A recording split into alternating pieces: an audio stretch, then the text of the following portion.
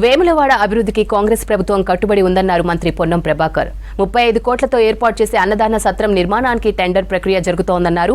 Vemulawada bus stand అభివృద్ధితో పాటు lord Shiva ఉండేలా ఫౌంటైన్ ఏర్పాటు చేస్తామన్నారు. రాజన్న సిరిసిల్ల జిల్లా వేములవాడ రాజన్నను ప్రభుత్వ విప్ అడ్లూరి ఆది శ్రీనివాస్తో కలిసి దర్శించుకున్నారు. 20 కోట్లున్న అన్నదాన సత్రం విరాళాలను 100 కోట్లకు పెంచుతామన్నారు ప్రభుత్వ విప్ ఆది శ్రీనివాస్.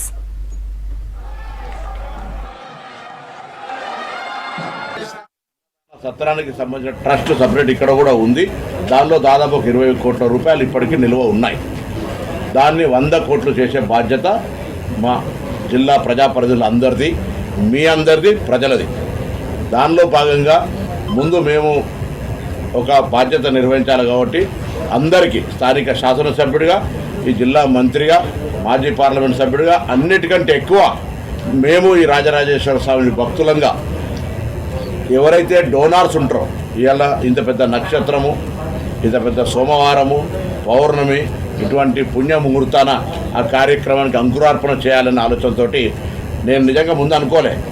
భగవంతుడి దగ్గరికి వెళ్ళినప్పుడు సన్నిధిని అనుకున్నాను, ఇది స్టార్ట్ చేస్తే అయిపోతుంది కదా, అన్నదానకు సంబంధించి 100 కోట్ల రూపాయలు జమ కావాలి కదా, ఒక ప్రారంభం చేస్తే ఇప్పుడున్నటువంటి ఈ యొక్క కార్యక్రమం సందర్భంగా శివరాత్రి సందర్భంగా కూడా భక్తులు వచ్చేటప్పుడు కొంత దాన్ని డిస్ప్లే చేసి ప్రత్యేక కౌంటర్ పెట్టి ఈ అన్నదాన సత్రానికి సంబంధించినటువంటి డోనార్స్ దగ్గర నుంచి విరాళాలు ఇవ్వమని అడుగుతాను. అధికారిగా దేవస్థానం పేరు మీద బ్యాంక్ అకౌంట్ సంబంధించి పూర్తి రసీదు పొంది ఎక్కడ మధ్యదళాలు ఎవడైనా అటువంటి తప్పులు జరగకుండా స్పష్టంగా దేవాలయంలో మాత్రమే ఇవ్వమని కోరుతా ఉన్నాం.